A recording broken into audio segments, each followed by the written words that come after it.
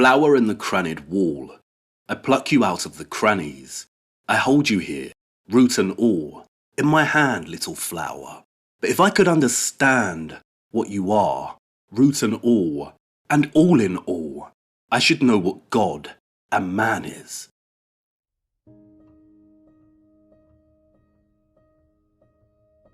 There is a great labyrinth ahead of us, full of nooks and crannies. We are on a quest for hidden keys to gain a better understanding of medieval architecture and why it originated in the Middle Ages. What does a better understanding mean? Well, it all started with two Frenchmen, didn't it? Mr. Falconelli told us that the cathedrals once held a mystery, and Mr. Victor Hugo told us that classical architecture, which arose during the Renaissance of the 1400s and reigned until the beginning of the 19th century, had a dead set agenda on replacing and in turn destroying the medieval architecture of the Middle Ages. Together, these two Frenchmen suggest that medieval architecture had a secret that a force in our world did not want us to know about. So we're going to put them to the test. Is there a lost secret? Could Falconelli be correct? Do the cathedrals really hold a great mystery? Well, I can tell you right now, no, Falconelli is not correct. There is no lost secret, and the cathedrals do not hold a mystery. No, they hold many. That's right, the mysteries of the cathedrals, plural. You know medieval architecture, don't you? Of course you do. If we were playing a word association game and picked the word medieval, you'd shout knights on horseback, dragons, castles, moats, kings. And if I said the word Gothic, I bet you shout the following: dark, ghosts, cemeteries, monsters, bad makeup. And if I pick cathedral, maybe you'd shout gargoyles, spires, God, bells, prayer, choir, holy. You see, the third one, cathedral, yields better results. But if you combine the two, Gothic cathedral, what are you left with? A dark shadow over a divinely inspired structure. A slightly problematic and confusing stereotype that has a long and, I'd argue, deliberate historical formulation. You know medieval and Gothic architecture. I know you do. Those imposing wonders of stone geometry entered our collective imagination a long time ago. They haunt the misty moors of Wuthering Heights and Jane Eyre. They birthed monsters such as Frankenstein and Dracula. They summon the spirits in The Lady in Black and The Turn of the Screw. Their chambers contain devilish portraits such as Dorian Gray's.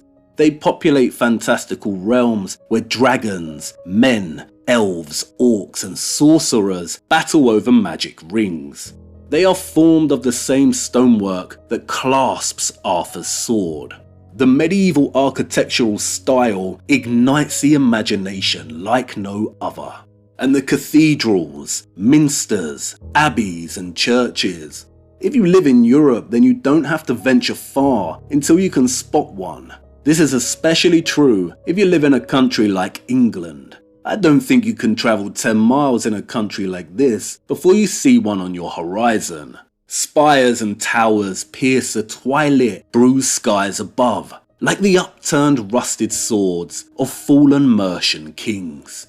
In towns like Lincoln, Lichfield, York, Wells, Gloucester, Peterborough, the cathedrals tempt and beckon a person's imagination. Come with me, they say, back through the foggy, lamp-lit lanes of lost time to an era in which England may not have been part of a broken kingdom, but something else entirely.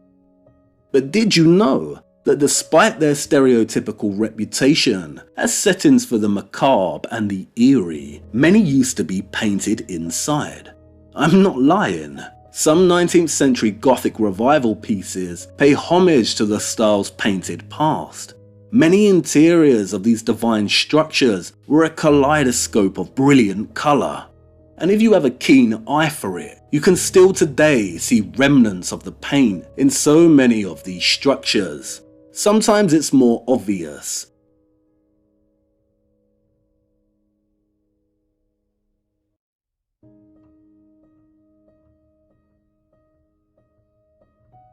Sometimes it's subtle.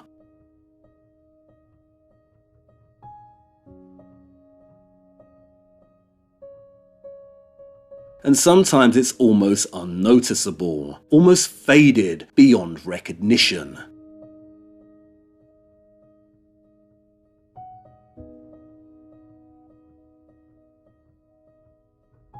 Greens, blues, yellows, reds.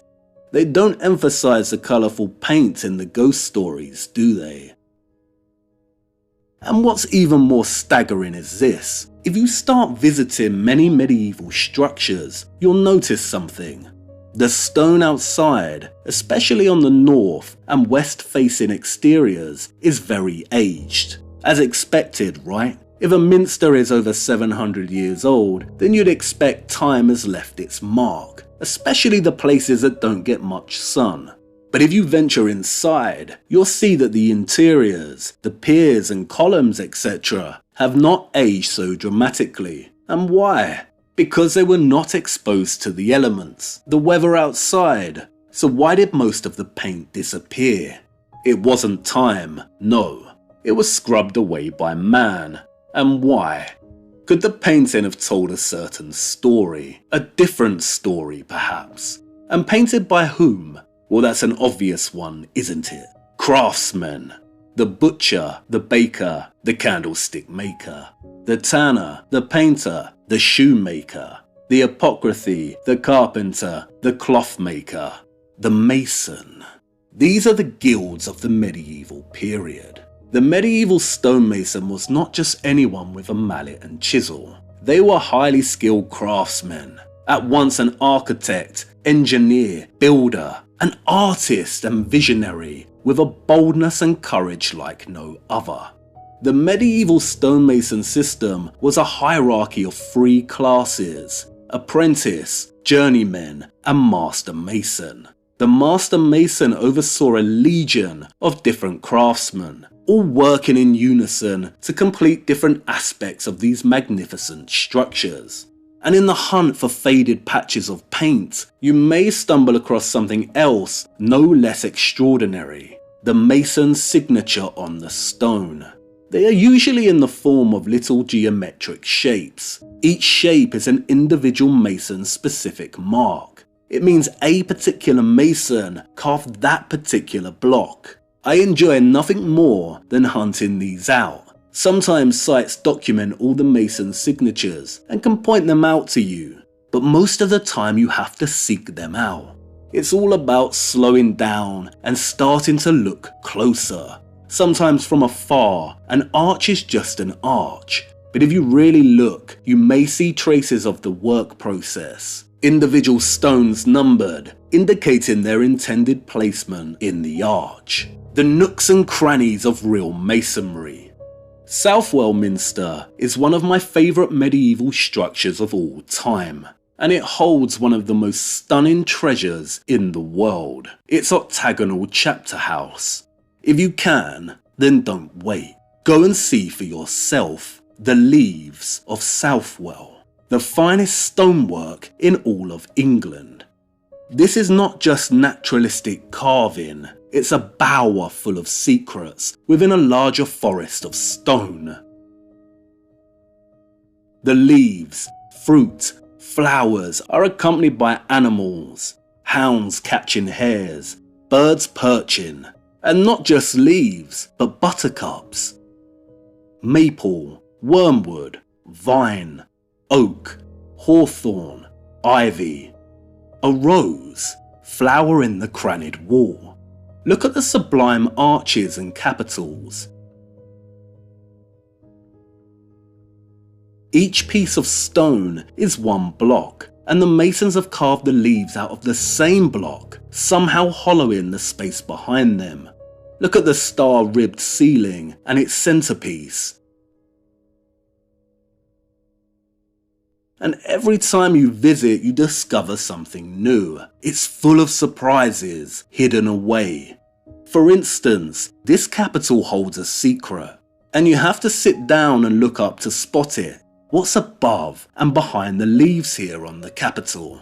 Two little stone pigs tucked away and grazing. And it's not just Southwell. The attention to naturalistic detail is found all across medieval and Gothic stonework. We even see it honoured in the revival pieces. Look, butterflies resting on leaves, bees humming, and parrots nestling in the foliage. There's always a surprise waiting to be found. You see this little nugget of stone right here? That's a little mouse. And what does this reverence of the natural world tell us? Does it confirm Francis and Joseph Giles' assertion that although St. Augustine believed that man could best perceive God directly through faith, most medieval thinkers were followers of an alternative tradition, that of Boethius, who believed that knowledge of God could be attained through examination of the beauty and order of the universe.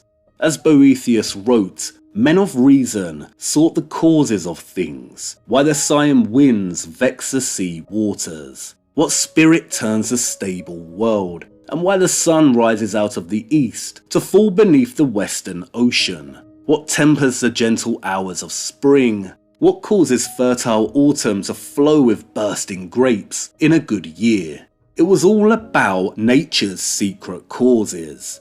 Could this be true?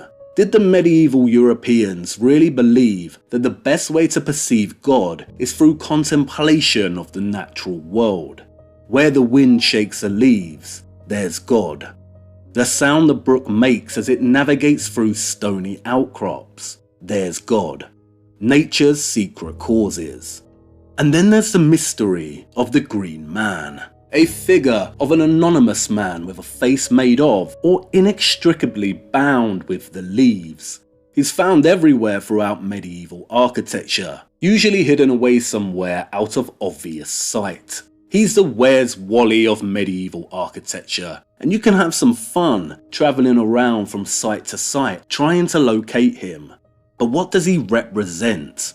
A pagan god, a woodland spirit, a demon. Here he is at Southwell, with leaves ushering from his mouth. There are many green men to be found within this chapter house. Is he a pagan demon? Or perhaps he is a reminder, as Nigel Coates puts it, of the elemental link between man and nature. We come from the earth and we go back to it. Or as Tennyson said about his little flower, if I could understand what you are, root and all in all, I should know what God and man is. Nature's secret causes. They don't show you the naturalistic carvings in the horror movies, do they? And did you know that many, not all of them, but many cathedrals, minsters, abbeys and churches are cardinally aligned, especially in England?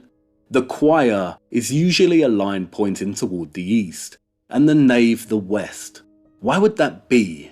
Perhaps the skeptics would say, because Christianity is secret sun worship. But could there be another reason why a large majority of these structures, but not all, are aligned like this? If you're ever lost when out hiking around the European countryside and you've forgotten your compass but stumble across an ancient church, you may just be in luck. The nooks and crannies, the secrets and mysteries, we're after them. There is a great labyrinth ahead of us, so what's it all about? I am going to try and tell a story of the Gothic with a particular focus on the United Kingdom and Europe by extension. But no, that doesn't really cut it. Gothic is not the right word.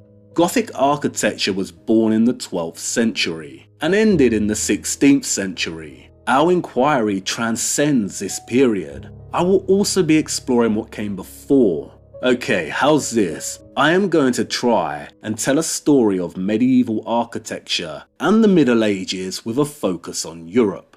That's better, but not spot on. As you will see, medieval architecture transcends the Middle Ages. We will also be looking at both antiquity, the time period before the Middle Ages began, and modernity, the time period that followed.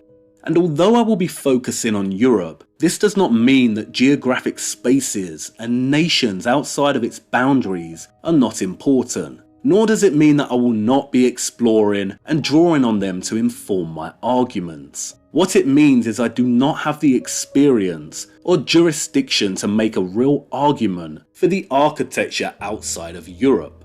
Why? Because I cannot go and explore it firsthand. When I do discuss spaces outside of Europe, I will be engaging with them in an academic sense, i.e. with the historical literature, the arts, photographs and so on. The complexity is terribly hard to summarize. I think I put it better earlier. Our two Frenchmen suggest that medieval architecture had a secret that a force in our world did not want us to know about. So we're going to put them to the test. Much better. I am hoping what we discover will help shed some light on other matters, two of which I will outline now. The first is a certain theory that's been floating around for some time now. Have you heard of it? That there was a mud flood or cataclysm that took place at some point between the 17th and 19th centuries, and as a result wiped out a previous civilization that built all the amazing structures of the past. And not only that, but many of these structures were originally constructed as technology to generate energy. The second is the work of Anatoly Fomenko. Many do not realize that Fomenko's work was actually the central driving influence in the conception of the mud flood reset theory. While we will explore Fomenko in detail much later, a very basic summary of his work is that roughly 1,000 years of our chronology are fabricated through means of phantom copies or duplication of other historical events. And that antiquity, as we know it, the Romans, the Greeks and Egyptians, actually occurred during the Middle Ages. Fomenko's work is fascinating and worth reading,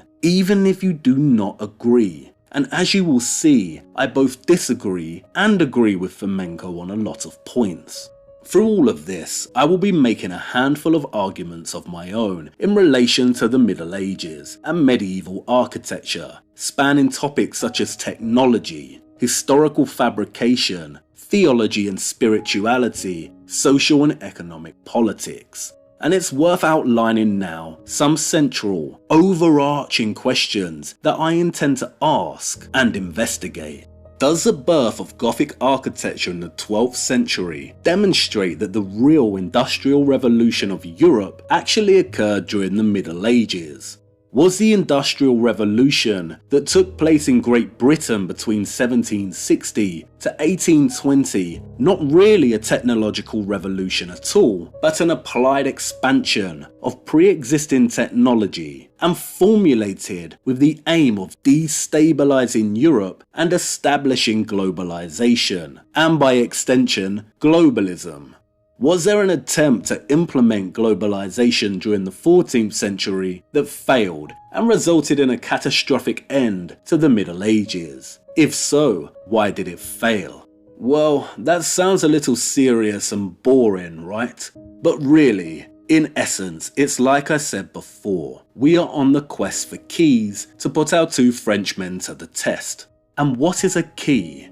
Well, just about anything really. A key could be a piece of architecture, it could be a book, a painting, a poem, a map, a geographical location, a word, a name, a sentence, a symbol. It could be from antiquity, the Middle Ages, the 19th century, or even our current era.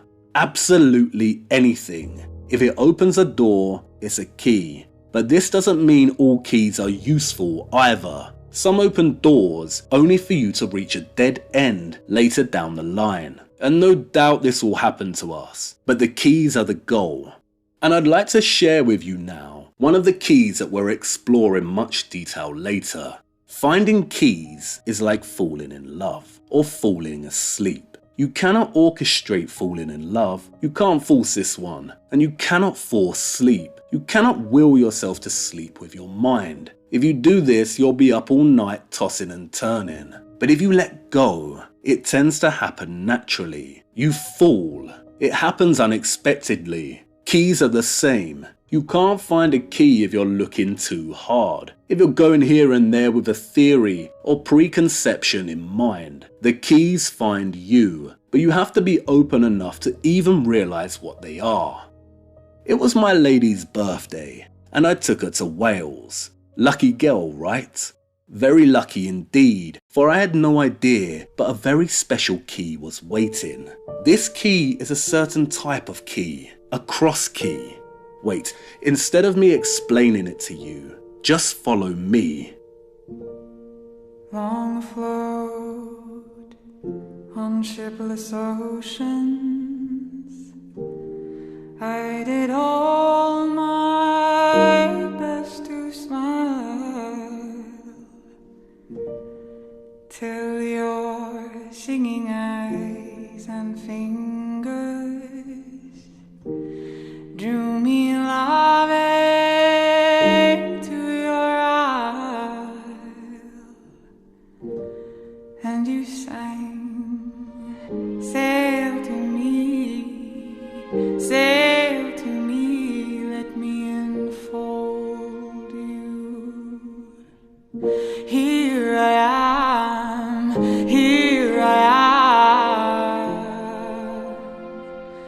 waiting to hold you.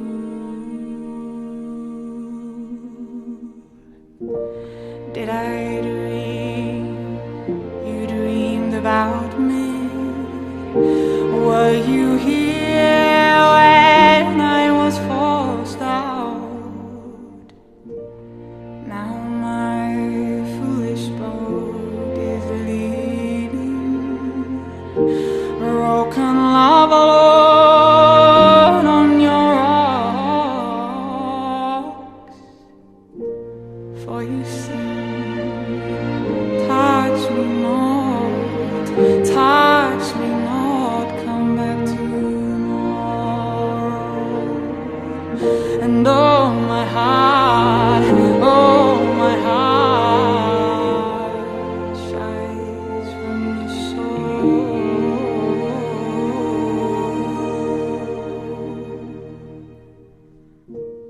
Well, I'm as puzzled as a newborn child, I'm as riddled as the tide. Should I stand amid the breakers, or should I lie with death my bride? Hear me sing, swim to me, let me enfold you. Here I am,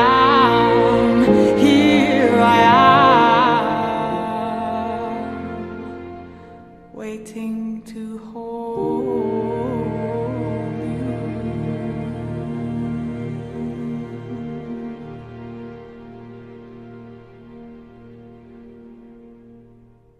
Do you know what this is? This is the living waters. St Winifred's Well in Holywell, Wales. It is a spring that comes from deep within the earth. And look, it bubbles delicately into this magnificent Gothic structure and sparkles in this star before travelling into this pool. The living waters. In 1189, Richard I is said to have visited the site to pray for the success of his crusade. It has been a site of pilgrimage for almost 1,000 years of recorded history.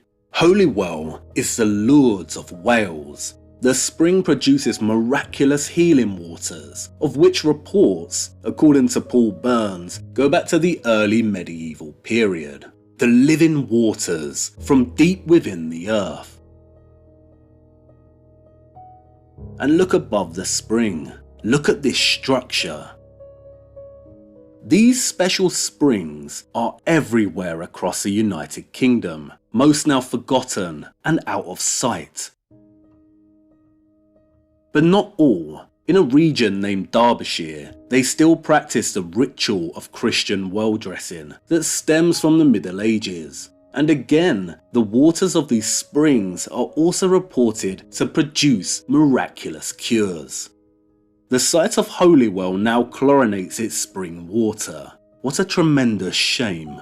A cross key. It opens 2 doors. What doors? Well, firstly it gives us real evidence of the presence of the living waters within a Gothic structure. And what else? The mud. Look a little closer and reset your mind. What happens if I raise the ground here? What are we left with? A grassy path to a church and a little chapel. What's under your feet? The mud flood as an isolated worldwide cataclysm is a very weak theory. And in Stolen History's reality check, Thomas Christian Leibel teases nuance when he asks whether the mud flood could not have been an isolated incident, but something that's occurred multiple times in our history. And what an excellent question. There was no mud flood in the United Kingdom, but something certainly occurred multiple times over the last few hundred years. Look again, raise the ground. Have you ever considered culverting? A culvert is a man-made structure that channels water past an obstacle. In essence, it's a subterranean waterway or a sewer. They come in all sizes. They can be used to redirect water, for sewage, even transport, and it's been going on for centuries. You have to shift a lot of land to build culverts. When they are found beneath roads, they are frequently empty. Who famously built the roads? In The Lost Rivers of London, Nicholas Barton tells us there exists, unknown to most Londoners, a whole system of underground rivers beneath the streets, as intricate and mysterious as those which pour from cave to cave in the heart of the Pyrenees. There was no mud flood in the United Kingdom. No, there was a burial. Perhaps multiple burials since the Renaissance, beginning with the erasure of the medieval. The ground is always raised around these medieval structures. A mud flood would not be so selective, but sometimes, like with Holywell, the ground isn't raised to bury the entire lower half, and there are clues. See here, what's inside?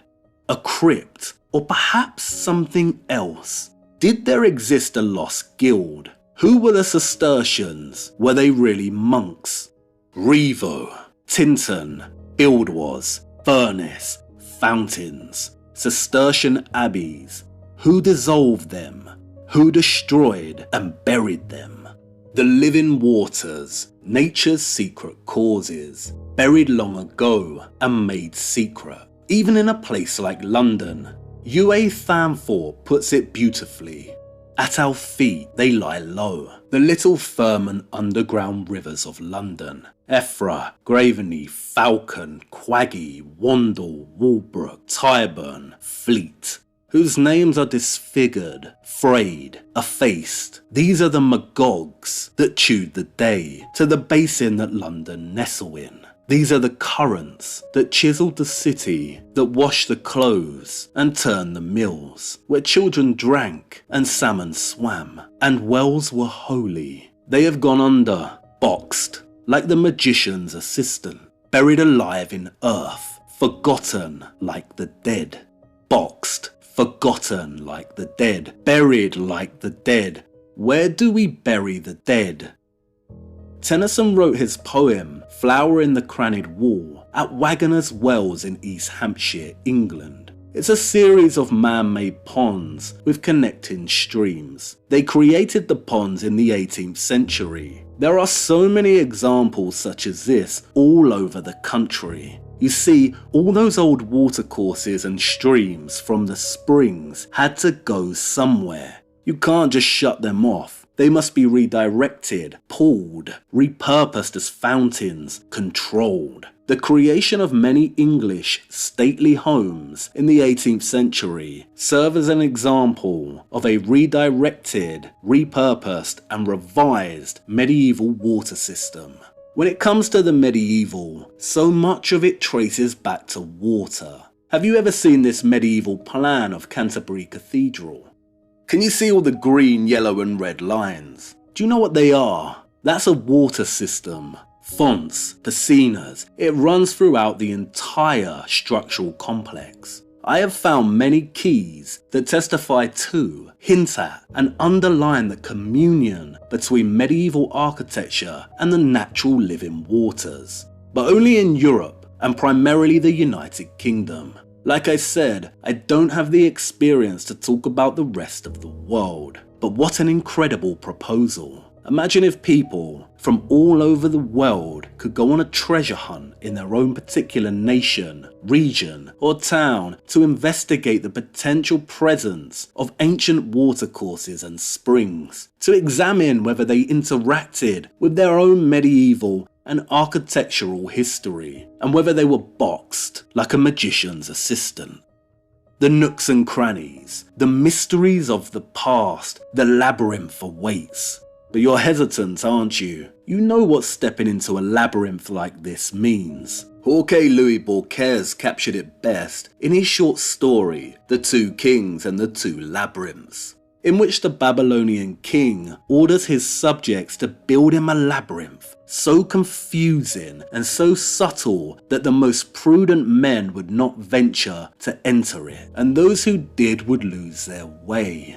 Each step we take through this labyrinth is a chapter, an inquiry, a portrait, a puzzle, a paradox, a conundrum that we will try to unravel and examine. But there are no guarantees. We are going to be playing riddles in the dark, and I cannot give you assurance that we will solve them. What is the purpose of a labyrinth? To make you lost. And it does make you wonder, doesn't it? Why on earth anyone would enter such a frightening structure? Quite simply, to revel in their own bewilderment. It's time to begin. Oh, and I almost forgot, an important question. You don't have a phobia of minotaurs, do you? No? Well, that's good news. Just me then. Okay, enough chit chat. Let's get going. Our first puzzle isn't going to solve itself.